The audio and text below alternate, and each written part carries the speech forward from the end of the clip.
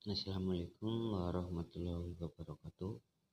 Aku mau mengasih tahu sedikit cara racikan untuk membuat jamu godok yang sangat masih dipercaya sama orang-orang Jawa. Kalau jamu godok itu masih sangat diperlukan untuk pencegahan setiap penyakit-penyakit dalam, untuk membuat daya tahan tubuh itu semakin kuat. Dan jamu godok itu bisa berfungsi apa aja bagi daya tahan tubuh. Dan aku mau menceritakan sedikit dari bahan-bahan jamu godok tradisional dari Jawa Tengah. Salah satunya jahe merah, geletang, akar alang-alang, daun sembung, temu lawak, temu kuning, temu biru, kunir, jampang pahit, brantawali, sambilata, akar kelapa gading, kulit buah mahkota dewa, itu sangat diperlukan sekali. Kulit mahkota dewa, akar pisang kapok, ares pisang blutuk, itu juga sangat diperlukan sekali. Ini dari bahan-bahan jamu dari jamu tradisional yang selama ini masih sangat dipercaya sama orang-orang Jawa. Kalau misalkan ada musim-musim kedebluk, misalnya kayak lagi sekarang ini lagi ada wabah penyakit corona itu, ini bisa dibilang kedebluk ya. Kedebluk itu penyakit yang bisa menular sangat efektif sekali, tapi ini bisa sangat dianjurkan sekali untuk diperbanyak makan atau minum jamu-jamu godok. Yang racikannya juga bukan racikan asal-asalan ya, ini racikan dari zaman dahulu nenek moyang kita. Ini bahan-bahannya sangat banyak sekali, tapi aku nggak bisa nyebutin satu persatu, cuma aku nyebutin yang ingat aja. Ada ares pisang blutuk, ada akar bambu kuning, ada kencur juga sama akar-akarnya, asam jawa, madu klaten, kami jarak, galih pohon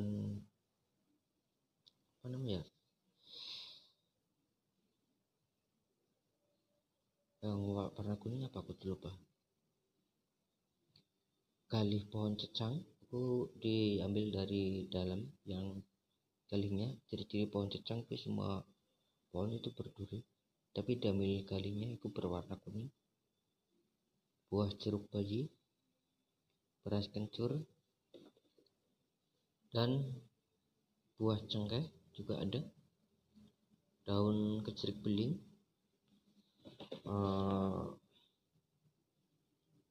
tapas kelapa gading, daun kelor, asam pecut atau yang dibilang asam jawa, gula merah atau yang dibilang gula kelapa ya, gula aren, daun salam,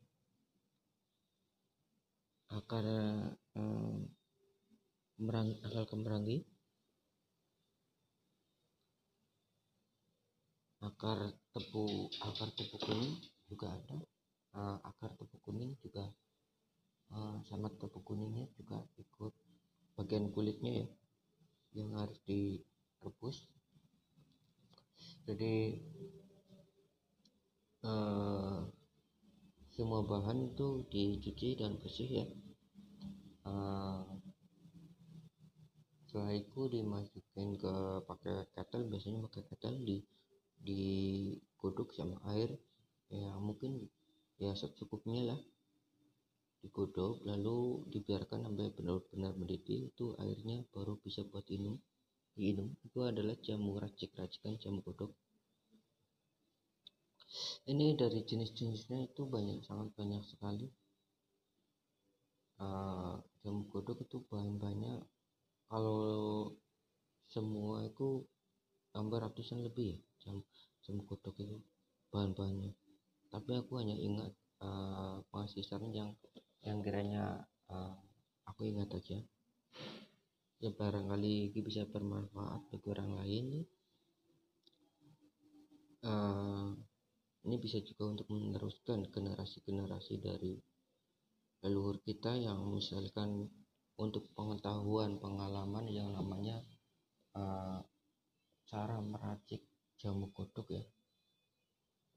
Jamu godok itu sangat dianjurkan sekali untuk daya tahan tubuh manusia lah ya, untuk membuat tubuh kita kuat dari bisa jauh dari segala penyakit yang misalkan seperti sekarang ini kan lagi musim tuh wabah penyakit virus itu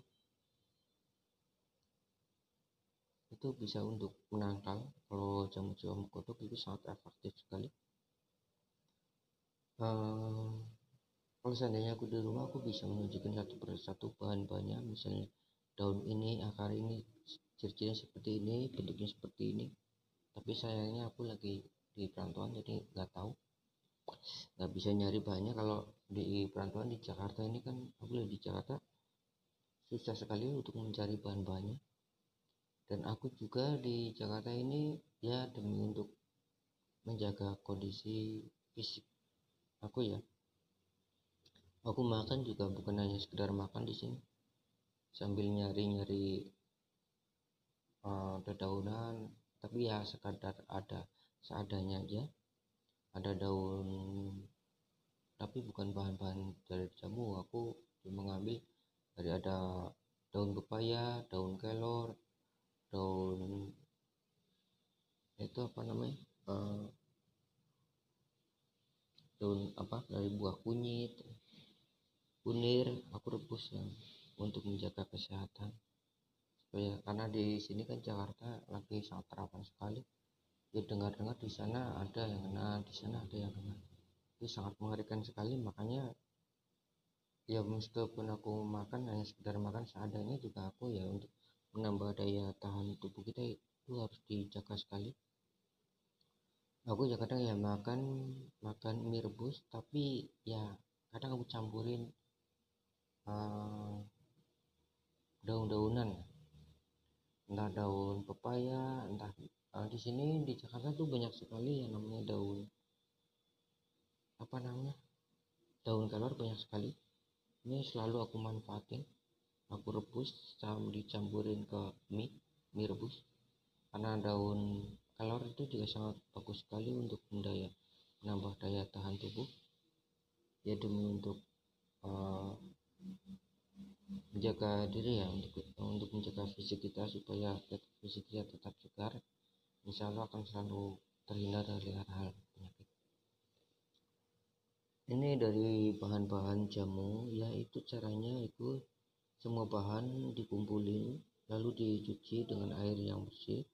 Setelah itu direbus jadi satu, di pakai kettle, biasanya pakai kettle ya.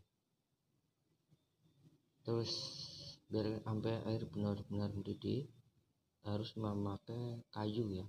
Buat pembakaran harus memakai kayu, jangan pakai gas. Karena memakai gas itu bisa langsung cepat mendidih tapi nggak terlalu matang. Harus memakai bahan bakar kayu, supaya kalau bahan bakar kayu itu kan bisa pembakarannya sangat lama, juga itu bisa matangnya asli benar-benar matang ya, bukan sekedar matang. Ini sangat bermanfaat sekali ini kalau misalkan lagi musim-musim kayak gini, musim penyakit menular, ya bisa dibilang ini adalah penyakit kacepluk ya. Iya, penyakit kacepluk. Jadi bilang ini penyakit kacepluk, penyakit yang mudah sekali menular.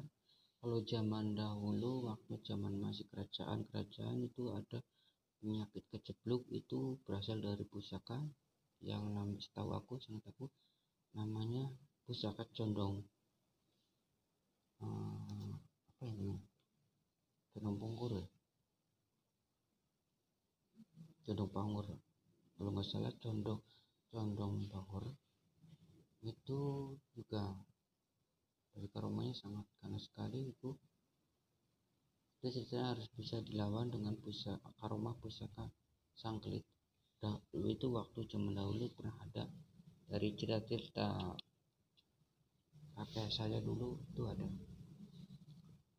Itu kalau itu kacepluk itu ada penyakit yang bisa secara itu mendadak tiba-tiba orang sehat, terus malamnya penyerangan dari hal-hal gaib. Itu kalau zaman dahulu. Tapi kalau sekarang itu aku nggak tahu. Yang namanya virus corona itu penyebabnya dari apa aku nggak tahu, tapi yang jelas itu penyakit yang kasat mata ya. Itu sangat bisa menular. Itu setidaknya harus badan di fisik kita harus benar-benar dijaga ya. Salah satunya itu paling utama ya banyak minum jamu dari bahan-bahan tradisional, itu sangat bagus sekali. Atau misalkan dari sayuran ya, kalau sayuran itu juga ada yang misalnya bisa buat menjaga tahan tubuh kita. Kalau yang tadi itu yang bahan-bahan jamu ya, bahan-bahan jamu ini misalkan ini tadi udah aku sebutin satu persatu yang aku ingat. Ini aku sebutin lagi, yang mana jahe merah, daun keletang, akar kelapa ya, akar alang-alang, daun sembung. Daun sembung itu sangat berfungsi sekali buat sakit lambung. Temulawak, temu kuning, temu biru, kunir atau bisa dibilang kunyit ya. Jambang pahit itu sangat pahit sekali kok. Dari dedaunan atau seperti akar-akaran itu jambang pahit itu sangat pahit sekali. Brantawali itu seperti akar-akaran tapi merambat, daunnya agak jarang tapi yang banyak agak pohonnya yang merambat itu sangat paling pahit sekali. Brantawali. Sambilata juga dedaunan itu juga sangat pahit sekali dari bahan jamu. Akar kelapa gading itu dari bahan jamu, itu juga sangat bermanfaat. Akar kelapa gading. Kulit buah mahkota dewa.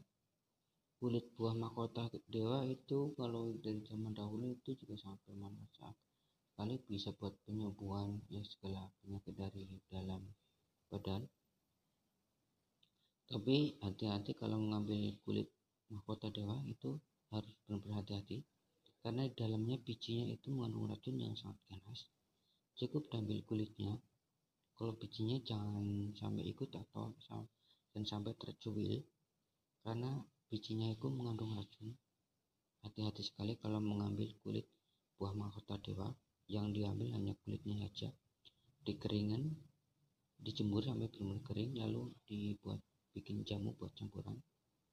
Akar pisang kapok juga, terus ares pisang klutuk ya. Hasil ares pisang klutuk itu berfungsi untuk penyembuhan paru-paru ya, yang sangat bagus sekali. Kalau paru-paru itu memiliki gejala penyakit itu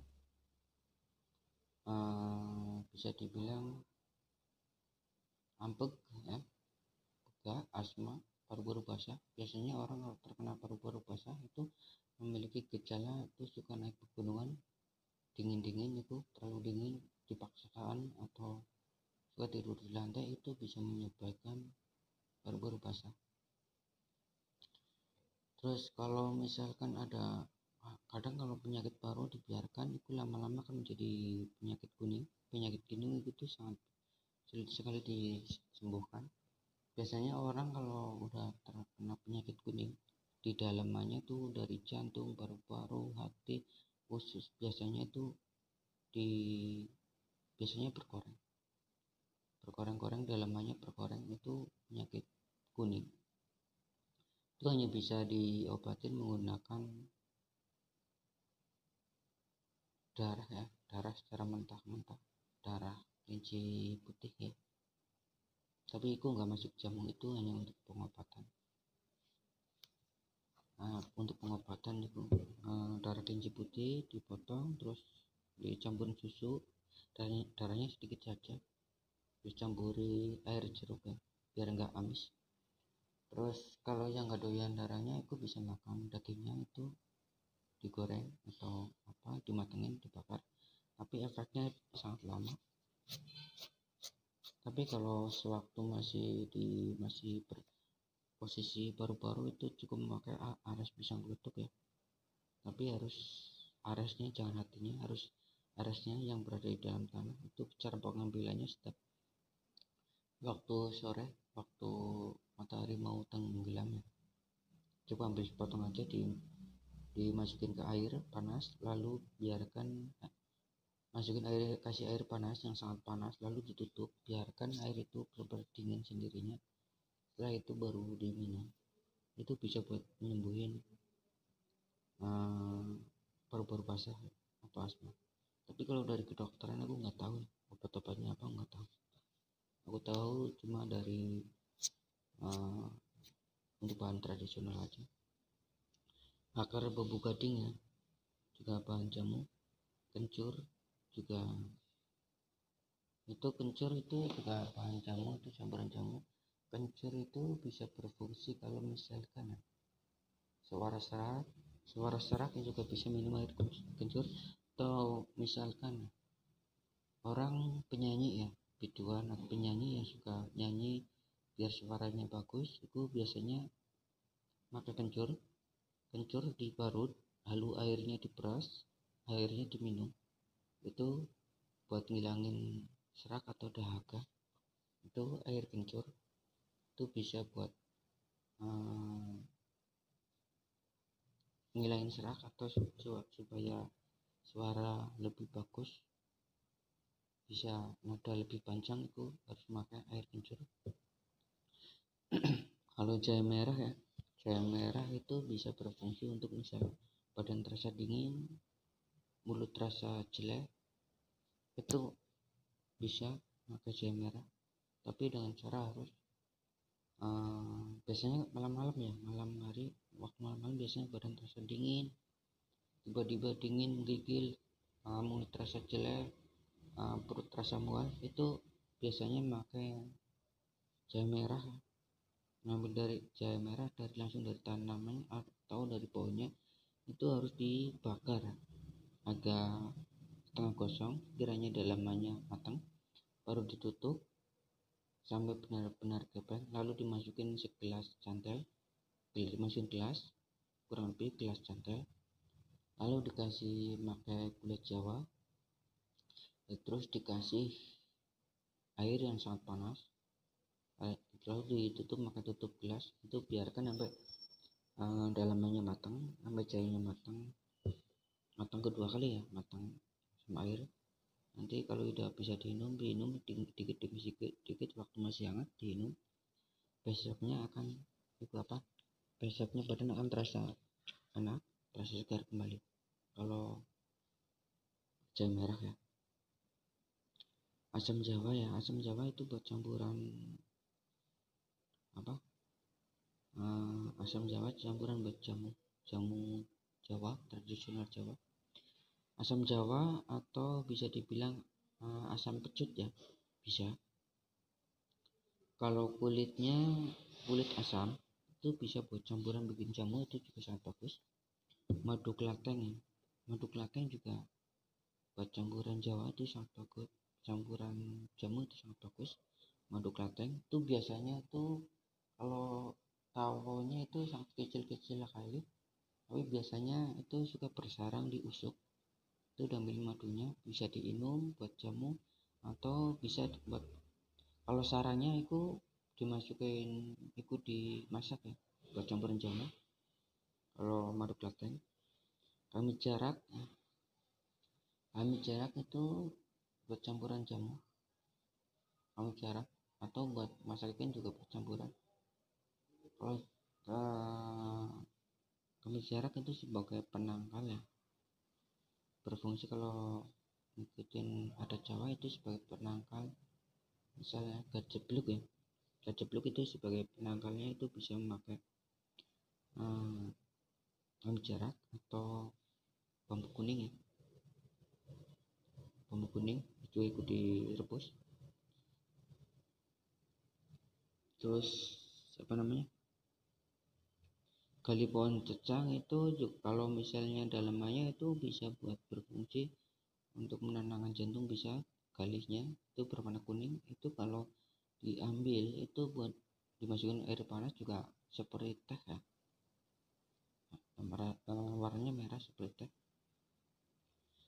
Jeruk buyut, buah jeruk bayi juga buat campuran. Jeruk bayi itu ya semua orang tahu lah, semua orang Jawa pasti tahu buah jeruk bayi fungsinya buat apa. Beras kencur ya, beras kencur itu di beras sama kencur itu untuk kehangatan tubuh ya, kehangatan tubuh itu sangat bagus sekali. Daun kecirik beling ya, daun kecirik beling itu campuran jamu, itu buat berfungsi untuk penyakit dalam, itu juga sangat bagus sekali. Tapas kelapa gading itu juga campuran jamu, itu juga sangat bagus, itu harus sangat diperlukan sekali. Daun kelor ya, daun kelor itu buat campuran jamu iya bisa. Terus daun kelor bisa dibikin sayur. Kalau orang Jawa itu bisa sebagai penangkal ya, tolak bala ya daun kelor.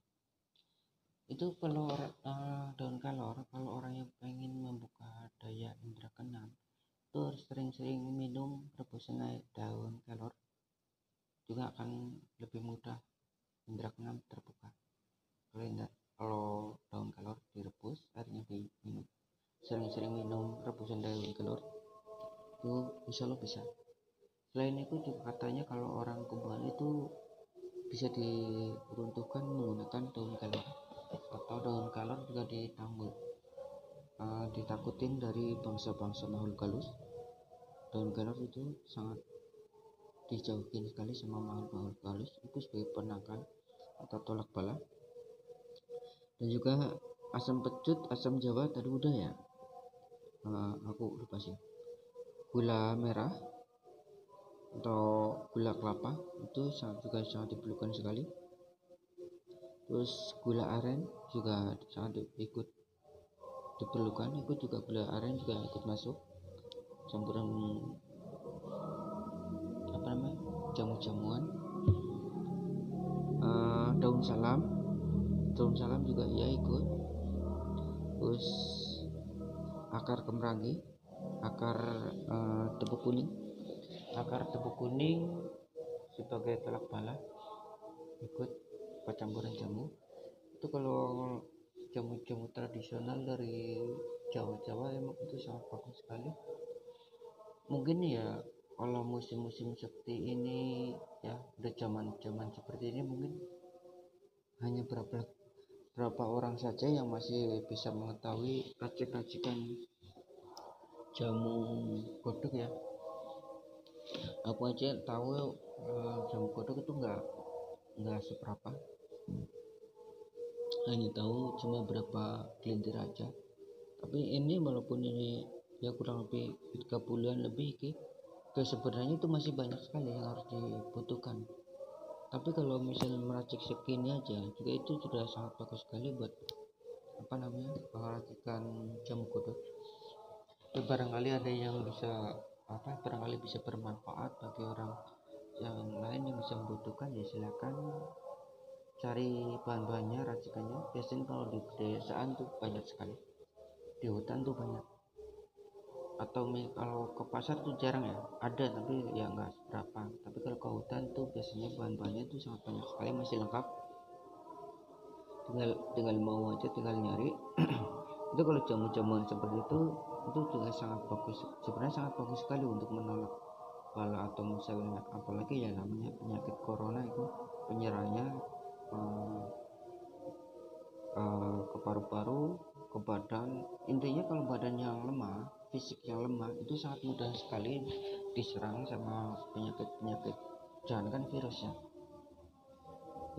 penyakit biasa saja itu akan sangat mudah sekali menyerang tubuh manusia. Apabila tubuh manusia itu lemah, dari fisiknya lemah, itu sangat mudah sekali.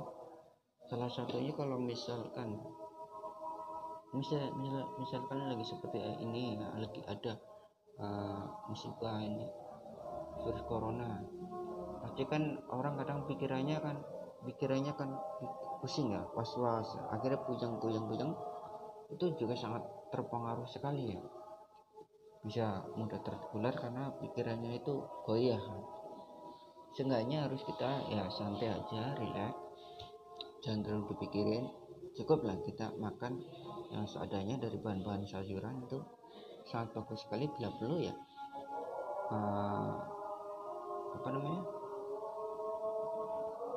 bikin jamu-jamu kodok, itu sangat bagus sekali. Banyak-banyak minum jamu kodok, insya Allah penyakit-penyakit dalaman itu akan menjauh. Jangankan penyakit dalaman, penyakit corona pun insya Allah sangat menjauh. Itu insya Allah bisa sebagai penangkal virus corona ya. Lebih baik mencegah daripada mengobati. Kalau mengobati mungkin itu sangat sulit, tapi kalau mencegah mungkin masih banyak keringanannya, masih ringan lah kalau untuk mencegah. Yang penting kita hati-hati, terus makan teratur, banyakin makan dedaunan. Ini aja ya, cukup aku sekian aja. Semoga video ini aku bisa bermanfaat.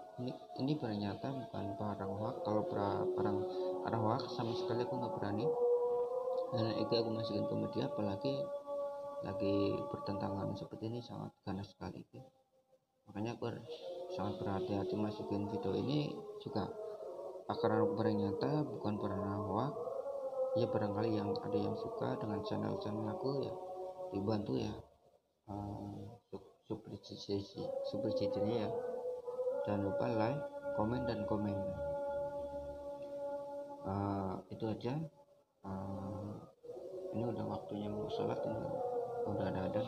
Aku lagi paling besok aku mau bikin video lagi, tapi ya dari bahan-bahan tumbuhan, rumput, ada daun-daunan apa yang bisa buat sayur, tapi yang sangat dianjurkan sekali untuk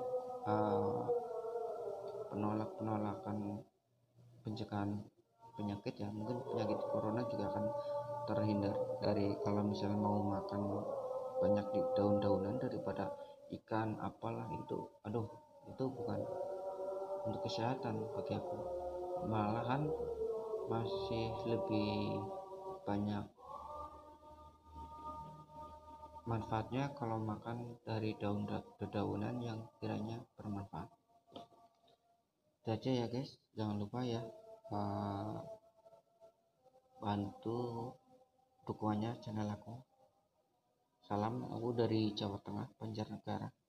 Aku berasal dari Jawa Tengah, Banjarnegara, Kecamatan Mandiraja. Terima kasih ya guys. Assalamualaikum warahmatullahi wabarakatuh.